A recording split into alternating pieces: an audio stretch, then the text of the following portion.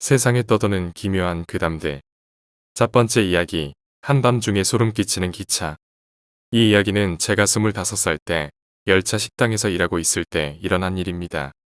우연히 일자리를 구하다 들어간 곳은 그래도 하나니까 대기업이니까 하면서 들어간 곳이었는데 하는 일은 새마을이나 무궁화 열차에서 도시락이나 커피 팔고 식당 칸에서 손님 받는 거더군요.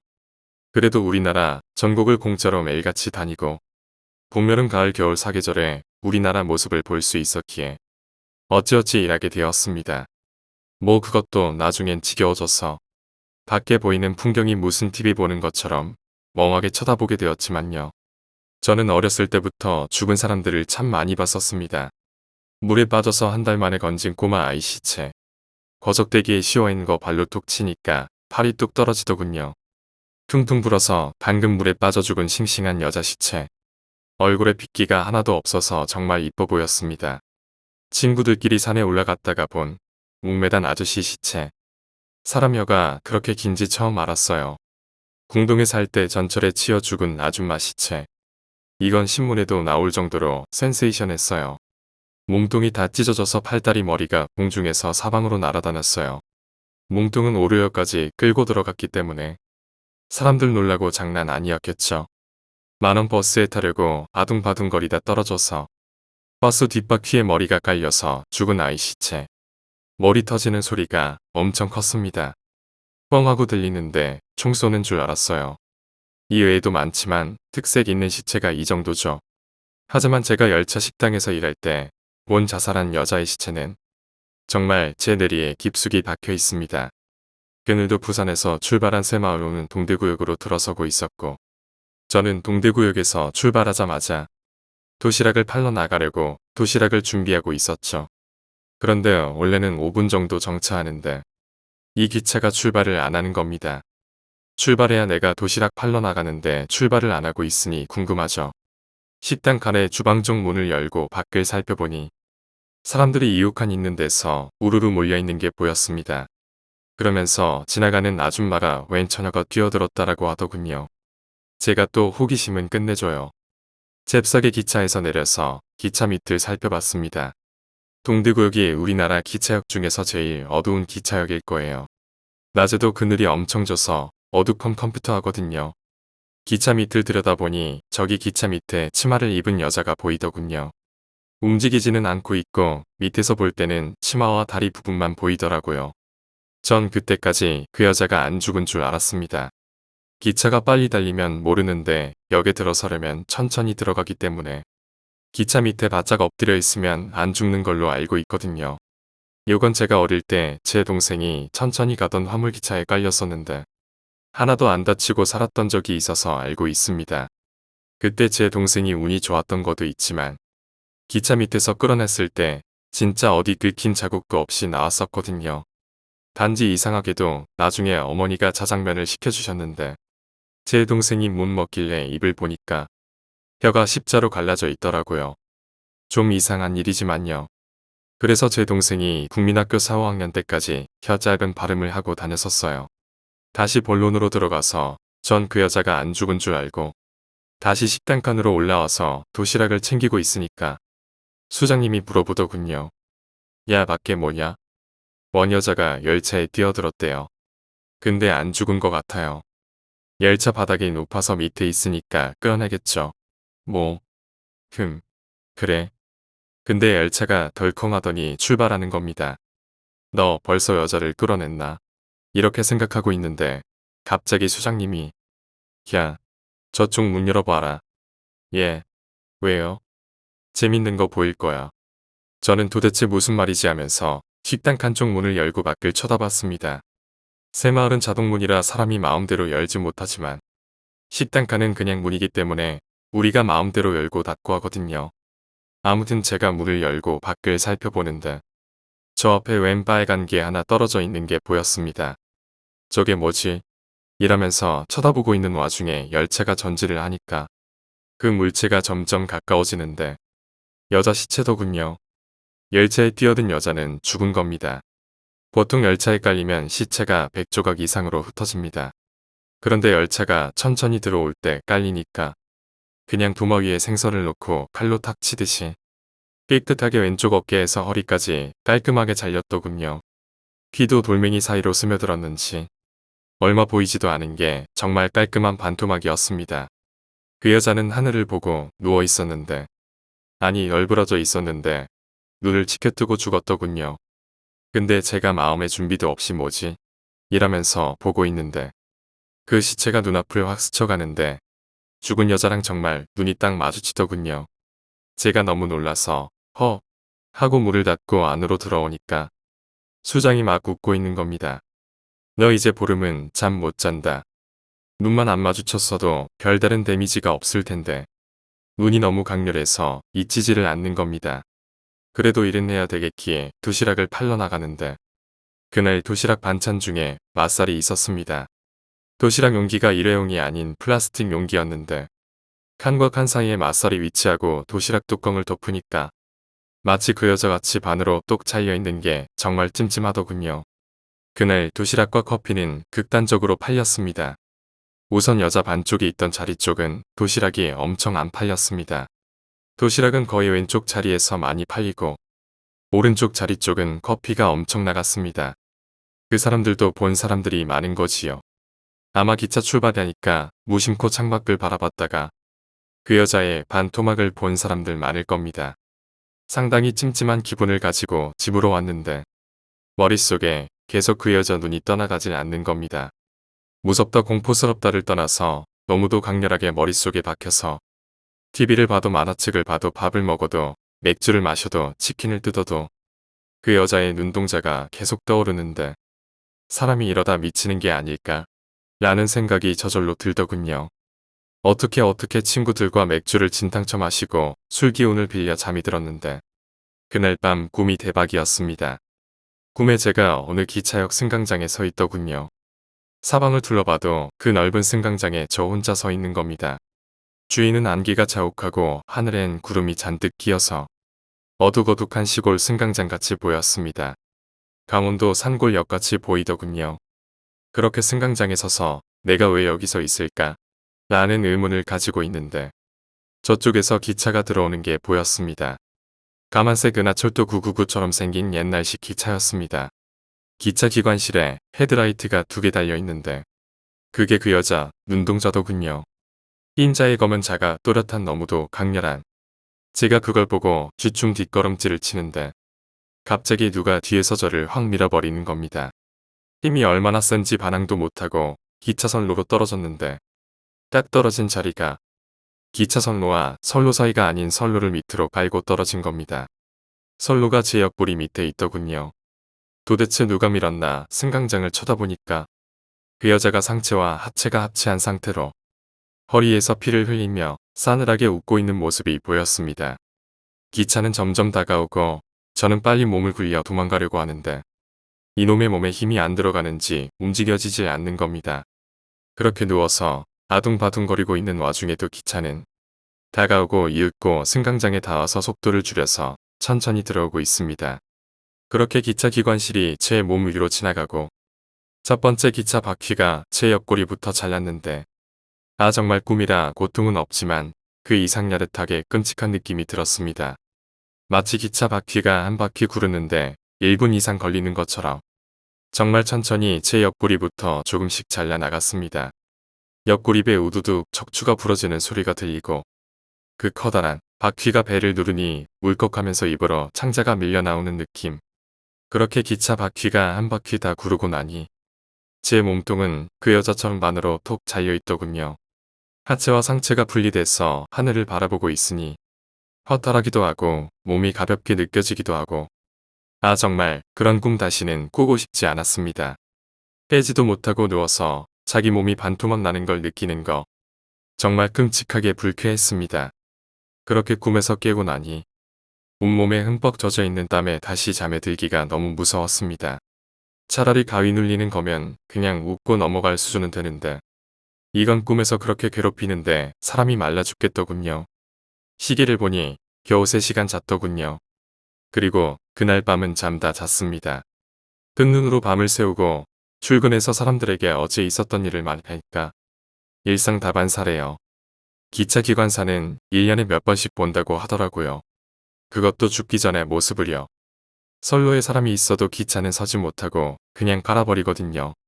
그 사람 때문에 급정거하면 탈선해서 더 많은 사람이 죽을 수도 있기 때문에 선로에 사람이 떨어져 있어도 그냥 눈 딱 감고 빨아버리고 간다더군요. 미처 눈을 감지 못하면 그 사람의 원망 가득한 표정을 쳐다보면서 깔아버리는데 정신이 약하면 기차 기관사도 못할 짓 같더라고요. 식당간에서 일해도 매일매일 기차 타고 다니다 보면 아무리 보기 싫어도 몇 번씩은 보게 된다고 하더군요. 고참들이 말해주는데 시간이 약이라고.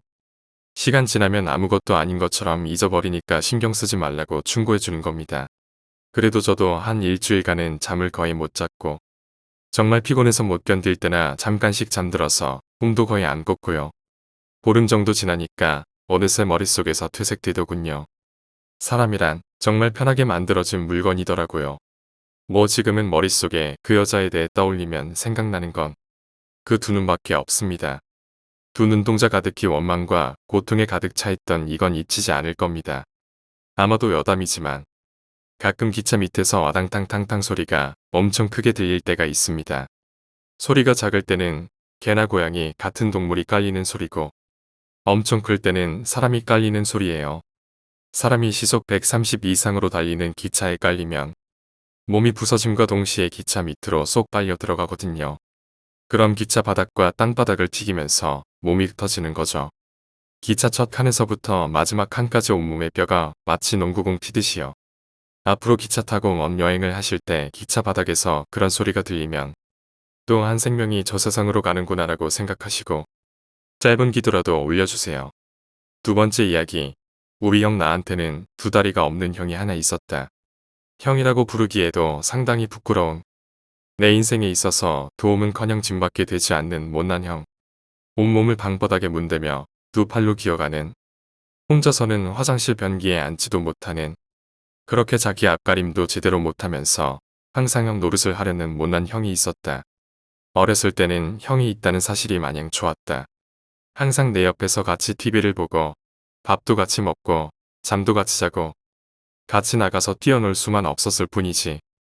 그 외의 다른 모든 것들을 형과 함께 했고 그것만으로도 나는 행복했다. 비록 다른 형제들처럼 손잡고 함께 학교에 가지 못하는 것이 아쉬웠지만 형은 어머니의 등에 업혀 특수학교에 갈 때마다 혼자서 학교에 가는 내 걱정에 항상 이렇게 말하고는 했다. 차 조심하고 누가 괴롭히면 형한테 말해. 형이 꼭 지켜줄게. 그런 형이 작아 보이기 시작한 건 중학교를 들어가고 서부터였다. 물론 덩치는 형이 다리가 없어서 나보다 항상 작았지만 형의 존재가 작게 느껴진 건 그때부터였다.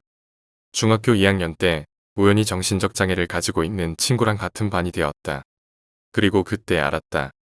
다른 사람들이 장애인을 어떻게 대하는지. 같은 반 친구들은 장애를 가진 친구가 엉뚱한 짓을 할 때마다 그 친구를 도와주기는커녕 장애인이라고 무시하며 빙 둘러싸고 욕을 하고 심지어는 때리기까지 했다. 그리고 선생님은 그 사실을 버젓이 알면서도 항상 주의만 주고 끝냈다. 그렇게 반 친구들의 괴롭힘이 계속되자 학기가 끝나기 전에 그 장애를 가진 친구는 견디지 못하고 전학을 갔다. 하지만 전학을 갔어도 소용없을 것이다. 특수학교에 가지 않는 한 일반 학생과 다르다는 사실은 변하지 않으니까. 그나마 다른 친구들에 비해서 비교적 양심이 있던 그 시절의 나는 장애를 가진 친구가 괴롭힘을 당할 때마다 형이 생각나서 도와주려고 했지만 그 분위기, 장애를 가진 친구를 놀림감으로 여기는 분위기에 휩쓸려 그저 바라볼 수밖에 없었다. 그런 식으로 장애인에 대한 관념이 머릿속에 잡혀버린 나는 장애인 형을 가지고 있다는 게 점점 창피해지기 시작했다. 학창 시절 내내 집으로 친구들을 초대하지 않은 이유도 그것 때문이었다. 형이 창피해서. 하지만 형은 내 생각도 모르고 항상 친구들 좀 집으로 초대하라고 그랬다. 진수야, 너는 친구도 없냐? 집에 친구들 좀 데려와. 같이 놀게. 형이 그렇게 말할 때마다 나는 친한 친구가 별로 없다고 둘러댔다. 아, 내가 아직 친한 친구가 없어. 그래? 너 혹시 왕따야? 그런 건 아니야. 누가 너 따돌리면 말해.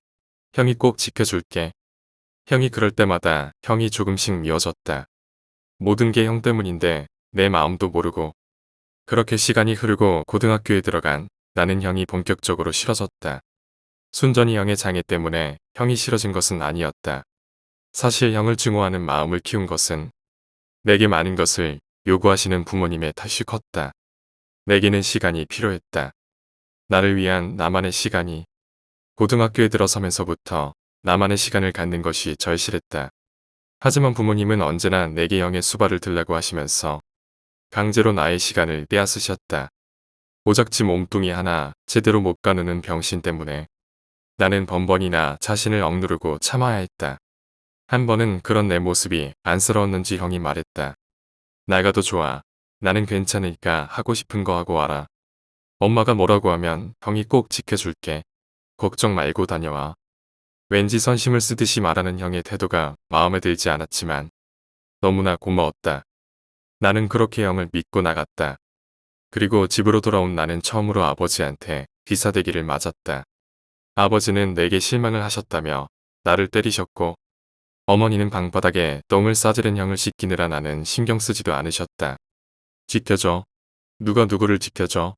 똥오줌도 못 가리는 병신 주제에.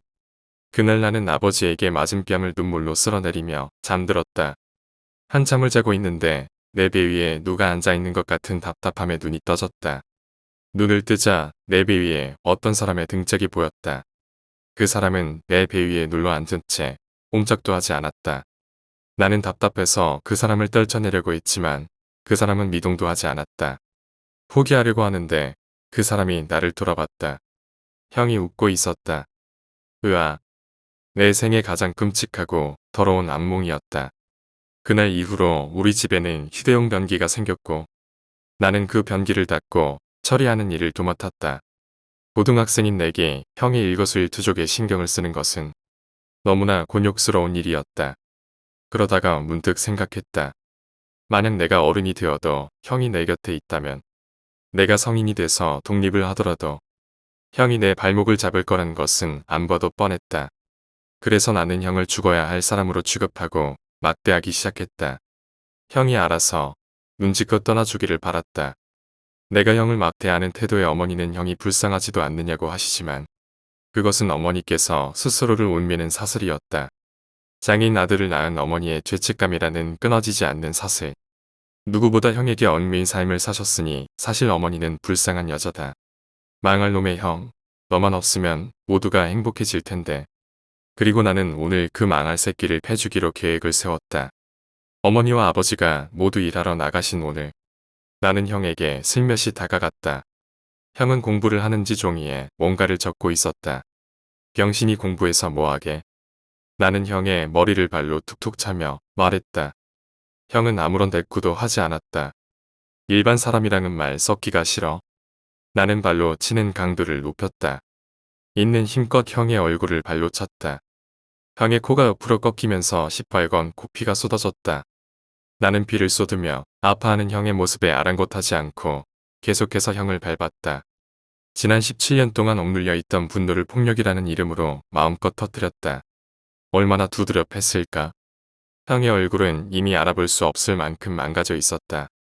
피범벅이 된 얼굴에는 이미 생기가 보이지 않았다. 죽었나? 몰라. 될 대로 되라지. 나는 집 밖으로 나왔다. 윗배가 아래오는 불쾌한 고통이 느껴졌다. 너무나도 불쾌한 기분을 씻어내줄 시원한 바람이 필요했다. 나는 정처 없이 돌아다녔다. 시간이 어느 정도 흐르고 집으로 돌아갔다. 집에 가까워지자 사이렌 소리가 들려왔다. 경찰인가? A씨 몰라 어쩌라고. 이런 생각을 하며 집으로 다가갔다. 사이렌 소리 너머로 구급차에 실려가는 누군가가 보였다. 형이었다. 온몸이 터져서 알아볼 수는 없지만 형이었다. 그때 옆에 있던 아주머니가 소리쳤다. 아이고, 어쩌면 좋아. 민수가 자살을 했어. 자살을. 다음날 알았다. 형이 유서를 쓰고 아파트에서 뛰어내렸다는 사실을.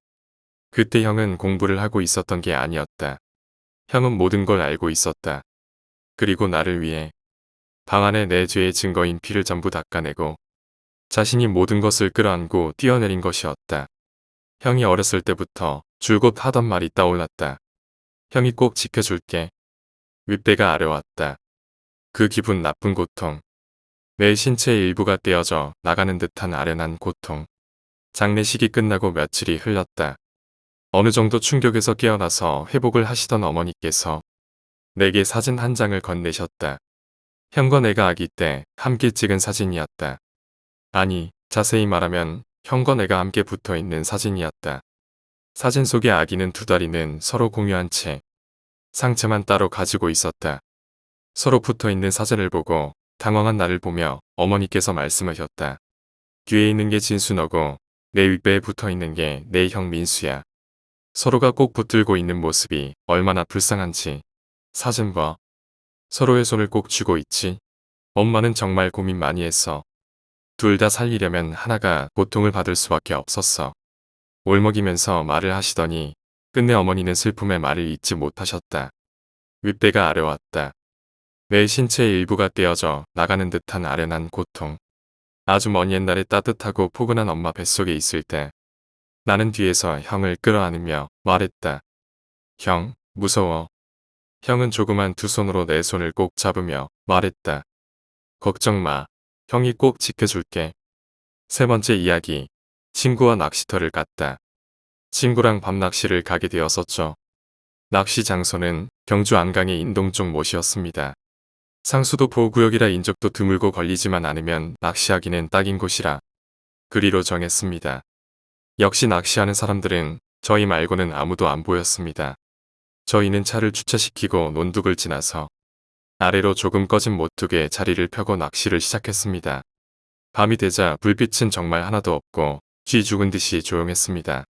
그날따라 블루길 꼬여서 잡히는 건 뒤에 논으로 던지고 낚시를 계속하고 있는데 멀리서 동물들 싸우는 소리가 들리고 물에 첨벙첨벙거리는 소리가 났습니다. 블루길 때문에 낚시도 잘 안 되고 피곤하기도 해서 우리 집에 갈까라고 물으니 조금만 더 하자고 합니다.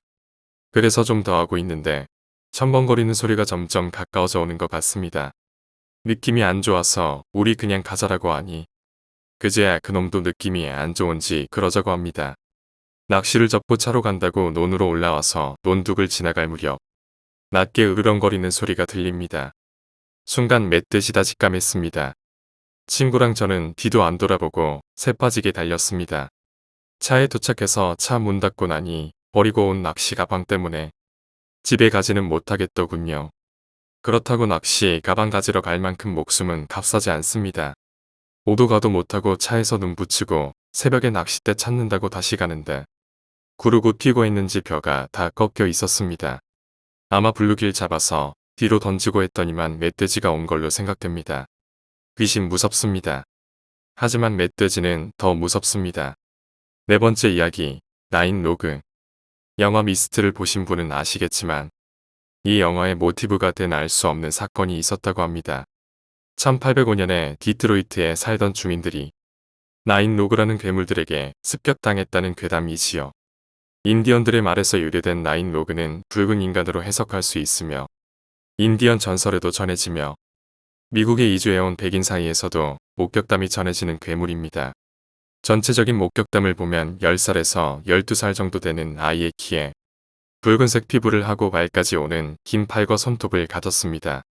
얼굴과 다리 팔에는 붉고 검은 털이 나 있으며 빛나는 붉은 눈과 길고 날카로운 이빨을 가지고 있다고 합니다.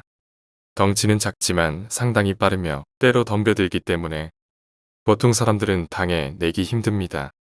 아주 호전적인 성격으로 사람이나 가축을 습격해 잡아먹는다고 하는데 상당히 오랜 시간 동안 목격담이 전해져서 예전 이주민들에게는 공포의 대상으로 여겨졌죠. 이 괴물의 목격담은 여러 번 보고된 바 있는데 대개는 습격을 당한 일입니다. 1911년 파익스 파크산을 여행하던 바바라 필튼과 친구들은 숲에서 붉은색 괴물들에게 습격당했고 친구 2명이 실종됐다고 신고했는데 당국은 곰의 습격이라 정의했지만 당시는 늦가을이라 곰은 동면이 들어갈 때였고 바바라와 친구들이 입은 상처의 크기로 봐서는 곰이 아니었다고 합니다. 바바라는 자신을 습격한 괴물은 아기처럼 작지만 말보다 빠른 짐승이라고 얘기했죠. 나인 로그의 습격담 중 제일 대규모인 게 디트로이트에서 일어난 나인 로그 습격 사건입니다. 1805년 디트로이트 시에는 한동안 안개가 뒤엎었으며 이후 화재가 일어납니다. 그런데 이 화재를 진화하고 보니 뭔가 이상한 흔적들이 발견됩니다. 화재를 당해 죽은 사람 외에 온몸에 찢겨지거나 날카로운 흉기로 받은 듯한 상처를 가진 시신들도 여럿 있었고 집에도 뭔가 이상한 자국이 발견됩니다. 게다가 살아남은 생존자들 중 대부분은 붉은색 난쟁이들이 자신들을 습격했다고 진술했으며 이 화재를 일으킨 장군 출신의 퇴역 군인인 윌리엄 허리슨 보고서에 의하면 안개와 함께 나타난 붉은 괴물들이 빠르게 움직이며 대규모로 시민들을 공격하였다고 합니다. 윌리엄 헐이 괴물들을 몰아내기 위해 불을 질렀다고 했지만 이 주장은 받아들여지지 않았죠. 마을의 생존자들은 윌리엄 헐 장군의 편을 들어주었지만 윌리엄 헐 장군은 결국 감옥에 갇힙니다. 이 사건은 그냥 단순한 화재 사건으로 여겨졌지만 생존자들의 진술이나 화재 희생자들보다 흉기에 찔려 죽거나 실종자가 더 많다는 점 때문에 지금도 미스터리로 여겨지고 있죠. 미국의 유명 호러물 작가인 스티븐 킹이 1985년 스켈레톤 크루라는 단편 모음집에 이 사건을 모티브로 미스트라는 소설을 썼는데 이 중 미스트가 히트를 쳤고 미스트는 다시 따로 재발간이 됩니다. 그리고 이 소설은 2007년 영화로 만들어지지요. 디트로이트 사건 이후에도 붉은 괴물에게 습격당하는 여러 피해 사례가 보고되었다고 합니다. 5번째 이야기, 혼자 노는 아이. 한 부부의 경험담이랍니다. 그 부부의 옆집엔 애가 있는 부부가 있었는데 남편은 택시 운전사였습니다. 그런데 부인은 5세가 된 지 얼마 안 된 아이를 남기고 실종됐습니다. 아이 아버지는 일 때문에 집을 비우고 있는 시간이 길어서 그 사이 이웃집 사람에게 아이를 맡기고 있었습니다. 하지만 택시 운전기사라는 일이 정시에 끝나는 일도 아니고 늦게 들어오는 일이 많았고 친절하게 보살펴주고 있던 이웃집 부부도 일 때문에 아이를 혼자 놔두고 집에 돌아가는 일이 많았습니다. 그럴 때마다 아이는 외로워서 아버지가 돌아올 때까지 부모님의 이름을 부르며 울고 있었다고 합니다. 아무래도 안 되겠다 싶은 부부는 아이를 다시 데리고 잤는데 어느 날 자다 일어나 보니 아이가 없는 겁니다. 놀란 부부는 집을 살피다 혹시나 하는 마음에 옆집으로 갔는데 집안에선 아이의 웃음소리가 들려왔습니다. 부부는 오늘은 아버지가 이제 일찍 돌아오는구나라고 납득했지만 나중에서야 어서 오세요라는 아이의 말이 들리는 것이었습니다. 이후에도 아이는 저녁이 되면 아버지가 없어도 알아서 집으로 갔는데 이에 의심스러워진 부부는 몰래 아이의 모습을 보러 갔습니다. 그런데 놀랍게도 아이는 어두운 방에서 혼자 웃으면서 놀고 있는 것이었습니다. 마치 누군가와 이야기하는 것처럼 다음날 부부는 함께 아이를 찾아가 아버지는 아이에게 매일 저녁 누구와 이야기하는 거니? 라고 물었습니다. 그러자 아이는 이렇게 대답했습니다. 엄마랑 놀아서 울고 있으면 엄마가 와줘. 아이의 대답에 놀라움을 금치 못하는 이웃집 여자는 다시 물었습니다. 그래서 어머니가 어디서 오는데? 그러자 아이는 마루를 가리키면서 마루에서부터 엄마가 기어서 나와. 두 부부는 뭔가 의심스러웠고 혹시나 하는 마음에 경찰을 불렀는데 집 마루에선 아이 어머니의 시신이 발견됐고 아이의 아버지는 살인죄로 체포됐습니다.